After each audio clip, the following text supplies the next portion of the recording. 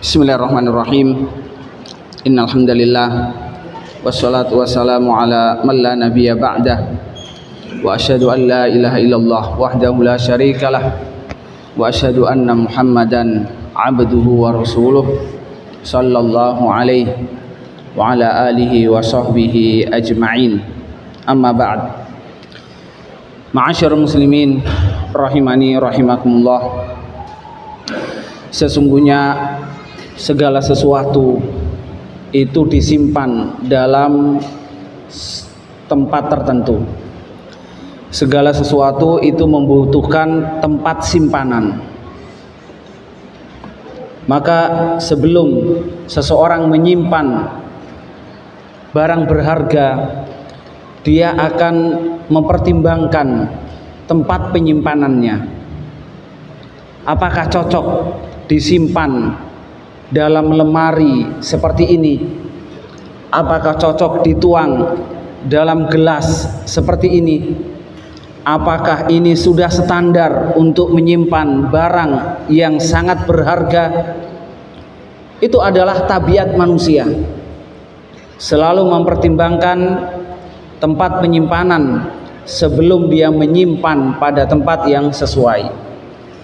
Demikianlah sesungguhnya ilmu agama.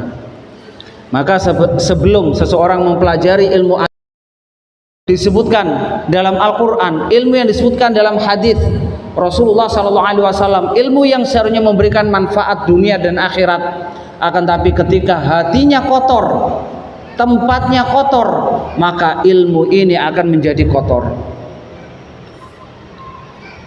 Kaum muslimin rahimani rahimakumullah, apa tempatnya ilmu? Tidak ada jawaban kecuali tempatnya ilmu itu adalah hati. Maka rusaknya hati seseorang itu akan memperkeruh ilmu yang Anda pelajari, akan memperkeruh dakwah Anda, akan memperkeruh segala hal, memperkeruh ibadah Anda, merusak niat Anda. Maka sebesar apa bersihnya hati Anda, sebesar itu pula manfaat yang Anda dapatkan dari ilmu yang Anda simpan. Semakin jernih hati Anda, maka semakin besar cahaya ilmu dalam ucapan Anda, dalam perbuatan Anda, dalam amalan Anda. Seperti cahaya lampu yang semakin jernih, semakin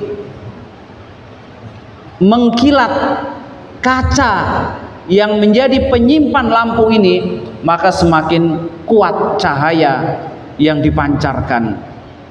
Apabila lampu ini cerminnya penuh dengan kotoran, maka akan menjadi redup.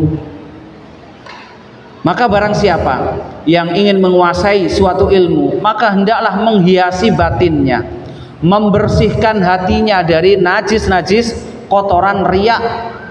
Sesungguhnya ilmu ini adalah perhiasan yang sangat berharga, tidak akan bisa disimpan dengan benar kecuali di tempat yang sesuai, di tempat yang bersih.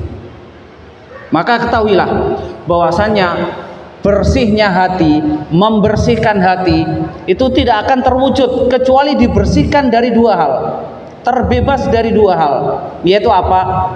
Dibersihkan dari najisnya syubhat dan dibersihkan dari najisnya syahwat. Syubhat ini adalah kotoran dalam pemahaman, kotoran dalam keyakinan.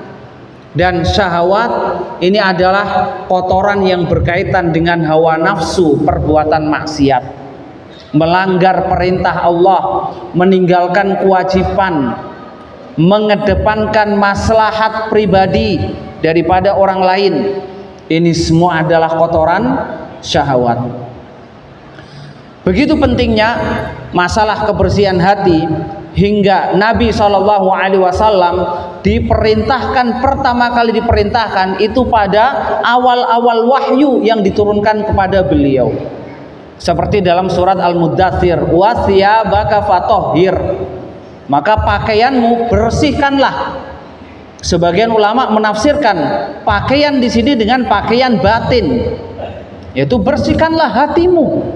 Sesungguhnya engkau akan mengemban sebuah dakwah yang di situ mungkin bisa Anda manfaatkan untuk apa? Kepentingan dunia. Yang bisa Anda manfaatkan untuk kepentingan pribadi. Maka bersihkanlah hatimu sebelum mengemban amanah itu.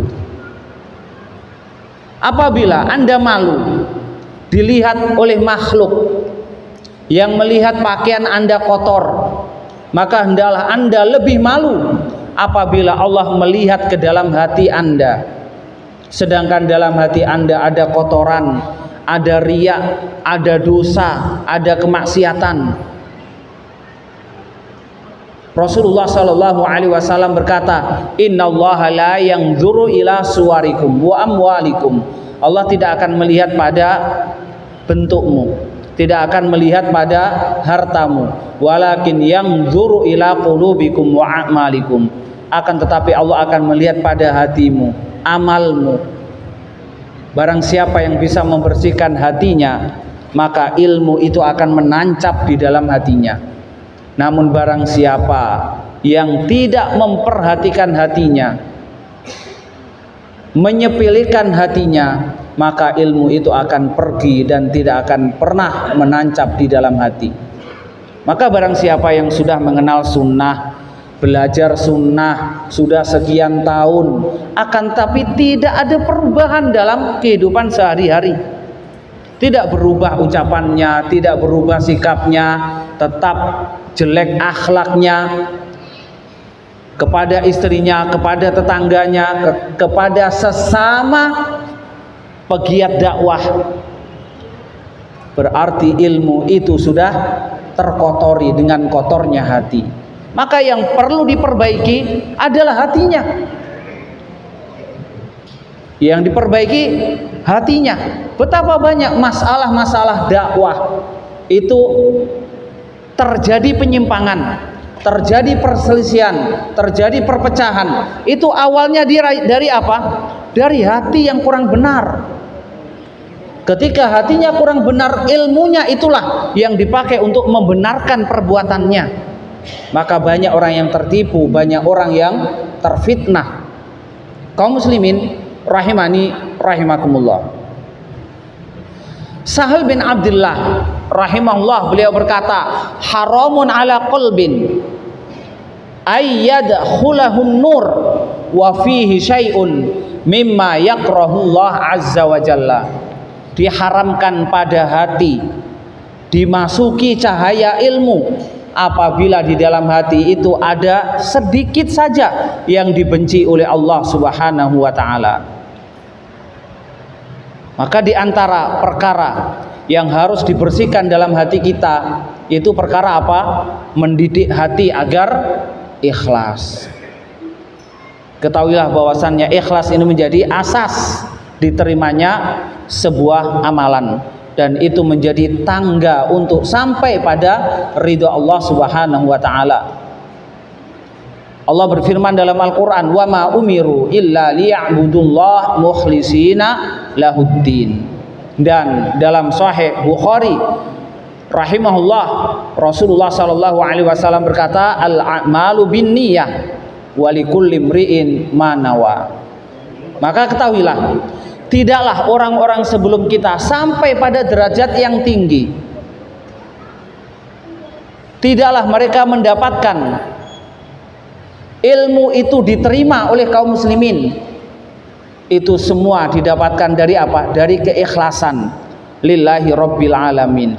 Semakin besar, semakin tinggi, semakin bersih hati seseorang dari riya, semakin tinggi ikhlasnya, semakin besar ikhlasnya, maka semakin besar pula dia diterima oleh kaum muslimin. Sebagaimana Imam Malik rahimahullah ketika menulis kitab Al-Muwatta diberitahu, wahai Imam Malik, banyak orang yang menulis kitab Muwatta seperti kamu. Ya, muncul-muncul muwatta'at. Maka Imam Malik menyebutkan apa? Maka nalillahi baqiya. Apabila itu ditulis memang ikhlas karena Allah, itu yang akan abadi. Dan terbukti sampai sekarang yang tersisa itu hanya Muwatta Imam Malik. Maka apabila Anda ingin beramal, Anda ingin berdakwah, Anda ingin menyebarkan ilmu, dan ini semua Anda inginkan menjadi amal yang abadi, bermanfaat untuk kaum muslimin, mulailah dari ikhlas. Perbaiki ikhlas. Abu Bakar Al-Murudi pernah berkata, aku mendengar seseorang bertanya kepada Abu Abdullah Ahmad bin Hanbal ketika dia menyebutkan tentang kejujuran dan ikhlas. Maka Imam Ahmad bin Hanbal berkata, bihadza irtafa'al qaum. Dengan inilah seseorang itu akan terangkat derajatnya, dengan kejujuran dan ikhlas. Ini berkaitan erat karena jujur itu harus zahir dan batin. Itulah hakikat dari ikhlas. Ikhlas itu adalah jujur, sesuai apa yang dia ucapkan dengan apa yang ada di dalam hatinya. Kaum muslimin rahimani rahimakumullah, ketahuilah bahwasannya ikhlas dalam menuntut ilmu itu harus terpenuhi 4 hal. Kapan Anda dikatakan ikhlas dalam menuntut ilmu? Apabila terpenuhi 4 hal ini. Ya, marilah kita mengoreksi diri kita, apakah benar-benar kita ini termasuk orang yang menuntut ilmu dengan ikhlas, ataukah hanya menjadikan ilmu itu sebagai hiburan. Yang pertama, di antara bentuk ikhlas dalam mempelajari ilmu agama adalah ada niat untuk mengangkat kejahilan dari dirinya sendiri, yaitu dengan mempelajari, menghafal, yang itu menjadi konsekuensi dari keinginan untuk mengangkat kejahilan dari dirinya sendiri. Maka ada semangat untuk mengetahui apa itu sunnah Rasulullah, ada semangat untuk mempelajari tentang ibadah sholatnya, tentang puasanya, ya, tentang ibadah-ibadahnya, wudunya. Kalau memang Anda benar-benar ikhlas dalam menuntut ilmu, Anda punya semangat untuk apa? Untuk mempelajari itu semua. Kemudian yang kedua, di antara bentuk ikhlas itu adalah menghidupkan ilmu, menjaga ilmu agar ilmu itu tidak hilang. Itu diantara bentuk ikhlas dalam menuntut ilmu. Ada usaha, ya, menghidupkan markas-markas Islam, menghidupkan pondok-pondok Islam. Itu bentuk dari ikhlas dalam menuntut ilmu, mempelajari ilmu. Ada usaha untuk menjaga ilmu itu. Anda sebagai orang tua ada usaha bagaimana menjaga ilmu, menyekolahkan anaknya untuk menghafal Al-Quran, menghafal hadis, mempelajari ilmu agama. Kemudian yang ketiga, di antara bentuk ikhlas adalah ada niat, ada keinginan untuk membebaskan kaum muslimin dari kejahilan dengan menyebarkan ilmu itu kepada mereka, menasihati mereka. Kemudian yang keempat, yaitu mengamalkan ilmu yang sudah dia pelajari. Ini adalah 4 hal apabila Anda dikatakan sudah ikhlas dalam mempelajari ilmu agama. Ini semua kalau Anda lihat tidak ada untuk maslahat pribadi. Ini semua kalau Anda lihat semuanya untuk siapa? Untuk Allah, untuk agama Islam. Kaum muslimin rahimani rahimakumullah. Begitu pentingnya ya masalah ikhlas dan begitu sulitnya masalah ikhlas, hingga banyak di antara para ulama itu takut kalau ada suatu amalan yang dia amalkan ternyata tidak ikhlas. Bahkan di antara mereka sangat warok untuk mengaku kalau dirinya itu adalah ikhlas. Bukan berarti mereka tidak bisa mewujudkan ikhlas itu dalam hatinya, akan tetapi mereka adalah orang yang selalu mengoreksi keikhlasannya. Hisham ad-Dustuwai ya pernah berkata, demi Allah, Ma astati an aqul inni dhahabtu yauman atlubul hadis uridu bihi wajah Allah. Tidak pernah aku bisa mengatakan suatu hari saya belajar, pergi belajar mengambil hadis itu karena untuk mencari wajah Allah. Tidak bisa saya katakan seperti itu, karena sulitnya dalam ikhlas. Imam Ahmad rahimahullah pernah ditanya, apakah engkau mencari ilmu ini ikhlas karena Allah? Dia mengatakan lillah, karena Allah. Aziz, ini sesuatu yang sulit. Kaum muslimin rahimani rahimakumullah, maka sangat penting bagi orang yang selalu mencari keselamatan dan kebersihan hatinya mengoreksi masalah ini, mengoreksi masalah ikhlas secara umum, secara terperinci, ya, rahasia yang ada di dalam hatinya, batinnya, demikian juga zahirnya. Sufyan Ats-Tsauri rahimahullah, beliau menyebutkan apa? Ma'alajtu syai'an asadda alayya min niyati li'annaha tataqallabu alayya. Aku tidak pernah mengobati sesuatu yang lebih berat bagiku daripada aku mengobati niatku sendiri. Kenapa? Karena niat itu selalu berbolak-balik, berganti-ganti. Sulaiman Al-Hashimi pernah berkata, rubbama uhadditsu bi haditsin wahid. Mungkin aku menyampaikan satu hadis waliniyah, dan saya punya niat, punya satu niat. Fa idza ataitu ala ba'dih taghayyarat niyati. Tapi kalau saya sudah menyampaikan sebagian hadis itu, ternyata ada niatku yang berubah.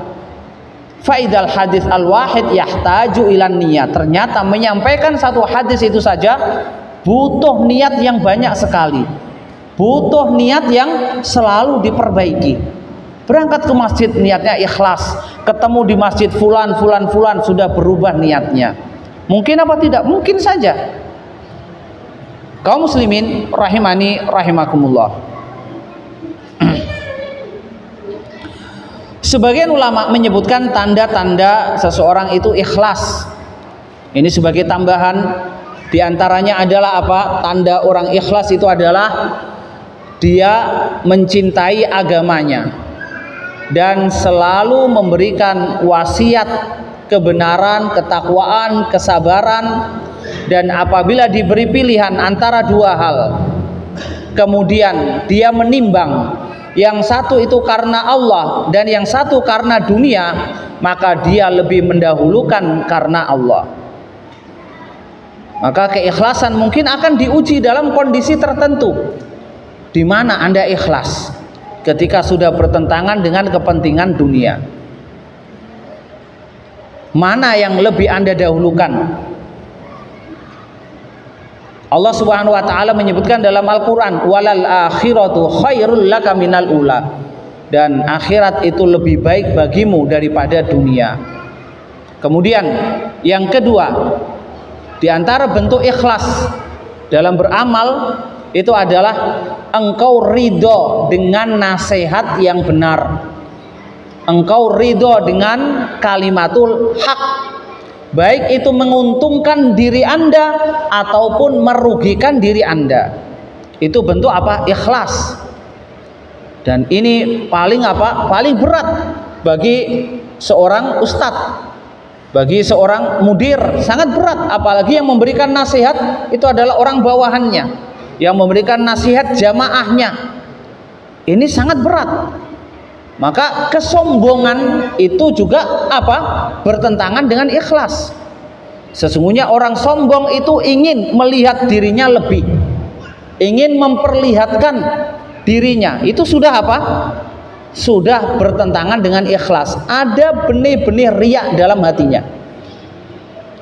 Maka diantara bentuk ikhlas itu adalah menerima masukan dari siapapun. Makanya Rasulullah Shallallahu Alaihi Wasallam di antara hal yang beliau contohkan adalah apa? Mengajak musyawarah para sahabat. Wasyawirhum fil amri. Wahai Nabi Muhammad, ajaklah mereka bermusyawarah. Padahal Rasulullah Shallallahu Alaihi Wasallam kalaupun salah dalam perbuatannya langsung dibenarkan dalam wahyu. akan turun wahyu mengarahkan Rasulullah Sallallahu Alaihi Wasallam. Maka kalau ada orang yang tidak butuh musyawarah, adalah dialah Rasulullah Sallallahu Alaihi Wasallam. Tapi kenyataannya Rasulullah masih mengajak musyawarah para sahabat untuk mendidik apa? Untuk mendidik sifat tawadu dalam dirinya sendiri dan mengajarkan tawadu kepada para sahabat.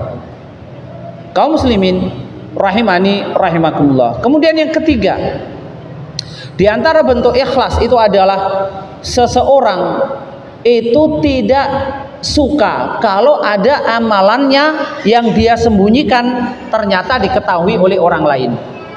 Di antara bentuk ikhlas itu adalah orang yang suka menyembunyikan amalannya.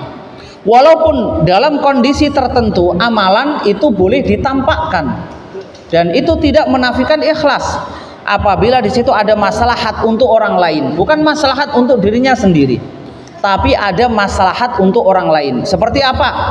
Dia memberikan sedekah terang-terangan, ingin disebutkan namanya, agar apa?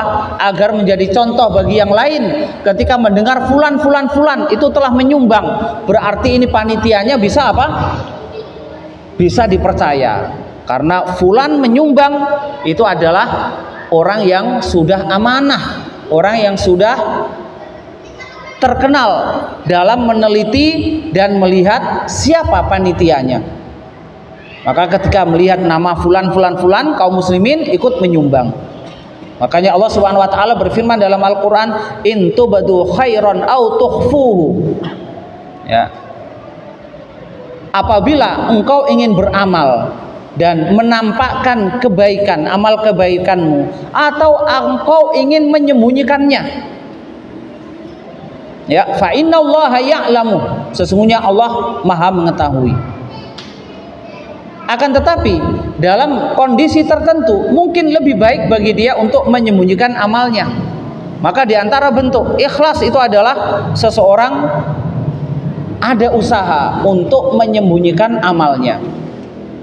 Kemudian di antara bentuk keikhlasan, tanda keikhlasan adalah seseorang tidak suka kebaikan itu dinisbatkan kepada dia. Ya, Allah Subhanahu wa taala menyebutkan dalam Al-Qur'an di antara sifat-sifat orang munafik, ya, wa yuhibbuna ayyuhmadu bima lam yaf'alu. Mereka itu suka dipuji. Mereka itu suka dipuji dengan sesuatu yang mereka tidak melakukannya. Kemudian dalam sebuah hadis, ya, Sa'id bin Musayyib pernah bertanya, siapakah di antara kalian yang melihat bintang tadi malam jatuh? Jadi siapa yang melihat ada bintang jatuh tadi malam? Maka di antara murid-muridnya, di antara tabi'in mengatakan saya. Kemudian dia langsung mengatakan, adapun saya melihat bintang itu bukan dalam keadaan sholat malam. Jadi saya melihat bintang itu jangan dikira kalau saya ini sholat malam, tidak. Akan tetapi saya disengat kala jengking, maka saya tidak bisa tidur. Kemudian baru ditanya, apa yang engkau lakukan ketika disengat kala jengking? Dia menjawab apa? Saya ruqyah. Kemudian disambut apa? Dilanjutkan dengan dalil-dalil tentang ruqyah yang membolehkan dan yang tidak membolehkan. Ini contoh dari keikhlasan ulama salaf yang bisa yang bisa seseorang menyangka perbuatan-perbuatan yang tidak dia lakukan langsung dipotong, langsung dihapus. Demikian juga Imam Syafi'i rahimahullah, beliau mengatakan apa? Wadittu annal khalqa yata'allamuna hadzal ilm wa la yunsab ilayya minhu syai'. Saya sangat ingin, ya, manusia itu mempelajari ilmu ini. Ilmu apa? Madhab Syafi'i. Saya ingin manusia itu mempelajari madhab Asy-Syafi'i. Kemudian tidak ada sesuatu pun yang dinisbatkan kepada saya. Maka tidak perlu pengakuan-pengakuan dalam amal kebaikan. Semuanya hanya berharap ikhlas karena Allah Subhanahu wa taala. Lebih-lebih dalam medan dakwah, ya.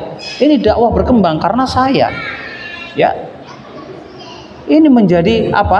Perpecahan di antara kaum muslimin. Semuanya silahkan berdakwah. Semuanya silahkan mengambil posisinya masing-masing. Kalaupun ada pondok baru, ada sekolah baru, ya, tidak usah ada perasaan ini akan mengganggu pondok saya, ini akan mengganggu yayasan saya. Tidak. Sesungguhnya Allah Subhanahu wa taala itu akan memberikan rezeki sendiri-sendiri kepada setiap manusia. Tidak ada yang berkurang. Ya. Pertama, kita lihat perpecahan. Fulan keluar dari TK-nya Fulan, gurunya keluar, buat TK sendiri. Fulan keluar dari TK-nya, buat TK sendiri. Fulan buat TK sendiri. Ya, awal-awalnya diributkan. Kenapa kamu buat TK? Kenapa kamu buat TK? Subhanallah. Sekarang apa yang terjadi? Semuanya penuh. Ya, semuanya penuh ini, sampai nolak-nolak. Subhanallah. Kenapa kita tidak bersyukur? Kalau seseorang itu punya pondok baru, punya yayasan baru, ya, kemudian kita memiliki wawasan yang lebih dewasa dengan mengatakan, alhamdulillah, dakwah ini ada yang apa? Ada yang membantu. Dakwah ini ada yang membuka wadah baru. Dakwah ini dan seterusnya. Kaum muslimin rahimani rahimakumullah. Kemudian di antara tanda seseorang ikhlas disebutkan oleh Imam Al-Ghazali rahimahullah, seandainya ada orang yang lebih baik ceramahnya, ada orang yang lebih baik kiprahnya, ada orang yang lebih baik perannya dalam dakwah, ya, lebih baik, lebih tinggi ilmunya, maka dia tidak pernah hasad, tidak pernah iri, bahkan dia bersyukur, alhamdulillah ada orang yang lebih baik daripada saya, yang bisa memperluas ilmu, yang bisa menyebarkan ilmu. Kemudian Imam Al-Ghazali rahimahullah, beliau juga menyebutkan, annal akabir idza hadaru majlisahu lam yataghayyar kalamuhu bal baqiya kama kana alaih fayandur ilal khalqi bi'ainin wahidah. Apabila ada pembesar atau ulama besar yang hadir dalam majelisnya, itu tidak berubah fatwanya, tidak berubah ucapannya, tetap seperti itu, maka dia melihat seluruh yang hadir itu dengan satu mata, memperlakukan semuanya dengan satu mata. Ini diantara bentuk keikhlasan. Kemudian diantara bentuk keikhlasan adalah tidak suka, ya, kalau diikuti manusia di jalanan-jalanan mereka. Dan ini akan kita bahas pada pembahasan berikutnya, yaitu tentang apa? Diantara bentuk ikhlas adalah ridho, ya, suka dengan orang lain yang punya peran lebih besar dalam dakwah yang tadi kita singgung.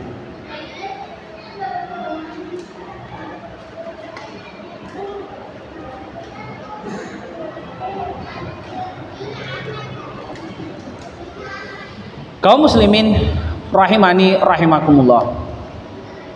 Ini kita nukilkan semua dari kitab Ta'zimul Ilmi dan kita ambilkan dari beberapa bab, ya. Maka di antara bentuk ikhlas itu adalah bersihnya hati dari apa? Dari iri kepada orang lain. Lebih-lebih iri kepada para ulama. Kita ini diperintahkan untuk memuliakan para ulama, menghargai mereka, mengenal kedudukan mereka. Mereka itu adalah guru-guru kita.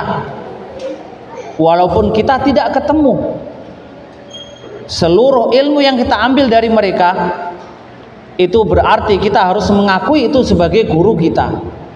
Syubah bin Hajjaj, dia berkata, kullu man sami'tu minhu haditsan fa ana lahu abdun. Siapapun yang pernah aku ambil hadisnya, maka saya itu adalah murid dia. Saya ini adalah hamba dia. Maka Muhammad bin Ali Al-Utfuyi, dia mengambilkan dalil tentang perkataan Syu'bah bin Hajjaj itu dengan apa? Dengan firman Allah Subhanahu wa taala pada surat Al-Kahfi, wa id qala Musa li fatah. Dan ingatlah ketika Nabi Musa berkata kepada pemudanya. Fatah itu bisa juga diartikan apa? Budak. Fatah, ya, pemuda atau budak yang disebut oleh Nabi Musa. Ini apakah budaknya? Ternyata tidak. Itu adalah Yusha bin Nun, muridnya Nabi Musa yang nanti akan menjadi nabi, diangkat menjadi nabi, mengajak Bani Israel untuk kembali ke Baitul Maqdis, membebaskan Baitul Maqdis. Akan tetapi Yusha bin Nun itu murid pengikut Nabi Musa alaihi salam, tapi dalam ayat di atas disebut fatah, yaitu hamba, atau dengan kata lain apa? Murid. Maka setiap orang yang mengambil faedah dari orang lain secara tidak langsung berarti dia adalah muridnya. Maka sangat aib kalau seseorang itu mengingkari gurunya. Sangat aib kalau seseorang itu mencela gurunya.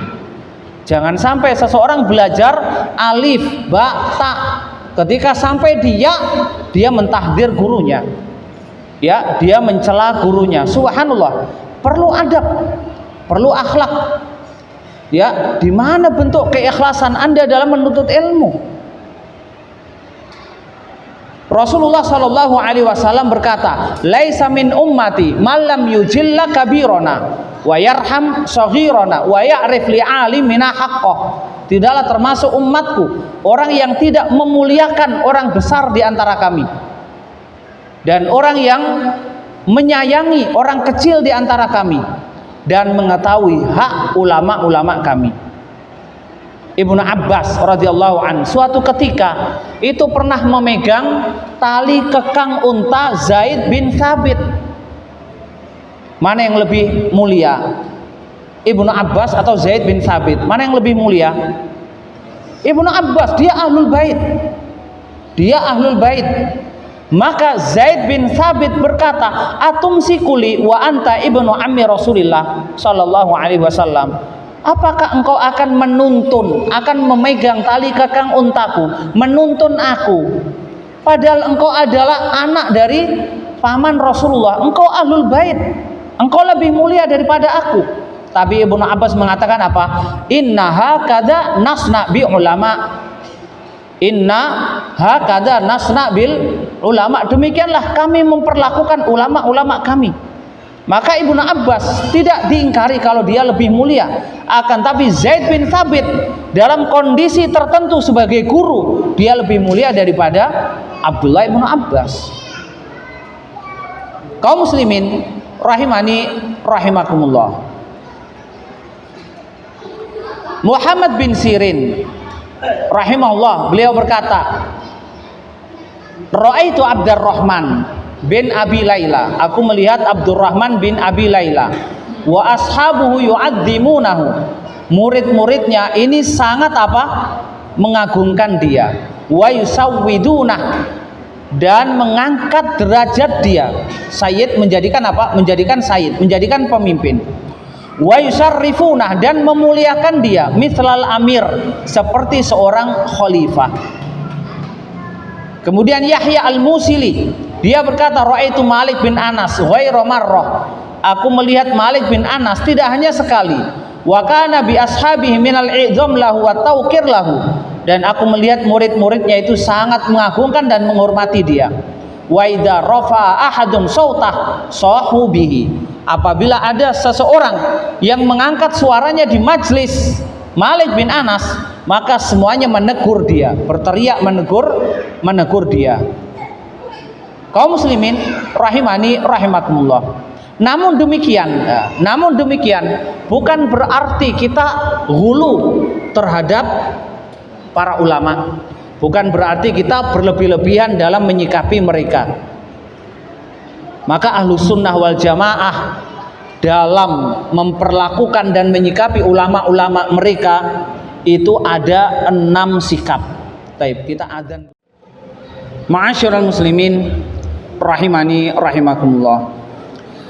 Jadi Ahlus Sunnah wal Jamaah dalam menyikapi guru-guru mereka, ulama-ulama mereka, pertengahan, tidak terlalu hulu dan juga tidak terlalu jafa, tidak ifrad dan tidak tafrid. Maka kebenaran apa yang mereka sampaikan, fatwa yang mereka ucapkan, apabila itu benar dan didukung oleh fatwa-fatwa ulama yang lain, maka kita terima. Akan tetapi apabila ada suatu kesalahan, nah ini yang paling penting, ya. Jadi kalau ada kebenaran, ada kebaikan dari asatid kita, dari ulama kita, maka kewajiban kita untuk menerimanya. Akan tapi ketika ada kesalahan, nah disinilah yang perlu diperhatikan, bagaimana sikap kita kalau ada kesalahan dari ulama-ulama kita. Maka di sini ada 6 perkara yang harus diperhatikan, bagaimana menyikapi ulama-ulama kita yang mungkin di sana ada kesalahan, mungkin, ya. Maka disebutkan oleh Syekh Al-Utsaimin dalam kitab Ta'dhimul Ilmi, ya, al-wajib iza zallatil ulama wa huwa sittah umur, ya. Kewajiban dalam menyikapi kesalahan seorang ulama itu ada 6 perkara. Yang pertama adalah at-tasabbut fi suduri zallah minhu, yaitu harus tasabbut dulu. Tasabbut dalam apa? Dalam meneliti apakah kesalahan itu memang benar berasal dari dia. Jadi harus ditasabuti dulu. Oh, apa benar fulan mengatakan seperti ini? Tapi perkataan ini tidak ada gambarnya, suaranya agak samar, atau mungkin dalam bentuk tulisan, ya, tulisan ketik bukan tulisan tangan. Ini bisa dipalsukan oleh orang lain. Coba kita tanyakan dulu, ya, kita tasabut kepada beberapa orang, atau langsung tanya kepada orang tersebut, apakah benar Anda mengatakan seperti ini? Dipastikan dulu, ini tingkatan-tingkatannya. Kemudian yang kedua, at-tasabbut fi kauniha khotoan. Ya, kemudian yang kedua yaitu memastikan apakah ini memang benar-benar menyimpang, apakah ini memang benar-benar sebuah kesalahan, atau mungkin ini bab ijtihad. Ini siapa yang menentukan ini? Siapa yang menentukan? Wa hadhihi wazifatul ulama ar-rasikhin fayus'aluna anha. Ini tugasnya ulama-ulama ar-rasikhin. Maka ditanyakan kepada mereka, bukan dia sendiri. Kan masalah kalau Anda melihat kesalahan fulan, kemudian Anda menghukumi sendiri tanpa minta pertimbangan orang lain, yang kemungkinan Anda punya sifat hasad sama dia. Mungkin apa tidak? Mungkin. Ketika Anda sudah punya sifat hasad, tidak suka, iri, maka hasil dari fatwa Anda itu tidak akan adil. Maka agar mendapatkan fatwa yang adil, bagaimana caranya? Agar Anda benar-benar ikhlas, tidak mengambil manfaat pribadi. Bagaimana caranya? Anda tulis, ya, apa yang Anda tanyakan dengan bukti yang benar sesuai dengan lapangan. Kemudian Anda tanyakan kepada para ulama, yang ulama ini mungkin tidak kenal dengan fulan yang Anda tanyakan. Maka dia akan menganalisa, dia akan mempertimbangkan. Dari situlah dia akan berfatwa dengan apa? Dengan adil, karena nggak ada urusan sama orang ini. Ini yang kedua. Kemudian yang ketiga, tarku ittiba'ihi fiha, yaitu meninggalkan, tidak mengikuti kesalahannya. Ingat ya, bukan meninggalkan ustadz ini, bukan. Karena setiap ulama itu punya kesalahan. Kalau setiap ulama yang punya kesalahan kita tinggalkan, tidak ada satu ulama pun yang akan kita jadikan panutan. Ya, jadi yang tidak kita ikuti ini adalah kesalahannya. Maka Anda lihat Ibnu Hajar, Imam Nawawi, Ibnu Hazm, siapa lagi? Banyak. Itu punya apa? Punya kesalahan. Akidah lagi, masalah akidah. Sebagian masalah fikih, ya, bertentangan langsung dengan dalil agama. Apakah para ulama mengatakan bakar seluruh bukunya? Jangan dibaca seluruh bukunya? Tidak. Maka dijelaskan kepada umat, fulan kesalahannya di sini ya. Akan tapi ilmu lain yang lebih banyak dari ulama tersebut tetap diambil manfaatnya oleh kaum muslimin dan diajarkan kepada kaum muslimin turun temurun. Maka apabila seseorang mentahdir fulan ya, kenapa? Karena satu masalah ini kemudian diambil rata, nggak boleh diambil ilmunya sama sekali. Maka dilihat kesalahannya ini apa. Kalau kesalahannya itu hanya dalam masalah ijtihad, ya Anda jelaskan kesalahannya di sini. Ilmunya yang lain silahkan diambil. Tapi kalau kesalahannya itu adalah dusta, bohong, khianat, nah ini pembahasan lain. Benar kalau tidak boleh diambil ilmunya sama sekali. Karena ini masuk dalam apa? Ranah pendusta. Dalam ilmu hadis dikatakan orang yang pendusta ini apa? Disebut muttaham bil kadzib atau kadzab, yang memalsukan hadis Rasulullah. Ini seluruh hadisnya tidak boleh diambil sama sekali. Kemudian sikap yang keempat, iltimasul udhr lahu bi ta'wilin sa'ir, yaitu memberikan udzur-udzur apabila ada kemungkinan pemahaman-pemahaman yang salah dari ulama tersebut karena ada takwil, ya, karena ada prasangka dia punya dalil tertentu yang memperkuat pendapatnya, maka diberikan apa? Diberikan udzur. Subhanallah, Syekhul Islam Ibnu Taimiyah menulis kitab apa? Raf'ul Malam an A'immatil A'lam. Dia di situ menyebutkan 15 udzur lebih yang diberikan kepada seorang ulama. Udzur ini diberikan kepada ulama yang nyata-nyata punya fatwa, punya pendapat yang bertentangan dengan dalil agama. Itu pun masih diberi apa? 5 kemungkinan udzur. Bagaimana kalau fase yang kedua, yang pertama ini sudah tidak benar, ya? Jadi apa yang dituduhkan itu tidak pernah ada tasabut, tidak pernah ada tabayyun, tidak pernah jelas sampai zaman sekarang. Maka ini lebih utama untuk diberikan udzur. Kemudian yang kelima, badlun nushilahu bilutfin wa sirrin la bi'unfin wa tashirin, yaitu berusaha untuk memberikan nasihat kepada orang ini dengan apa? Lembut, sembunyi-sembunyi, bukan dengan kasar, bukan dengan diviralkan. Ya ini yang susah, ya. Jadi kalau seseorang melihat saudaranya punya kesalahan langsung diviralkan, apa maksudnya? Apa maksudnya?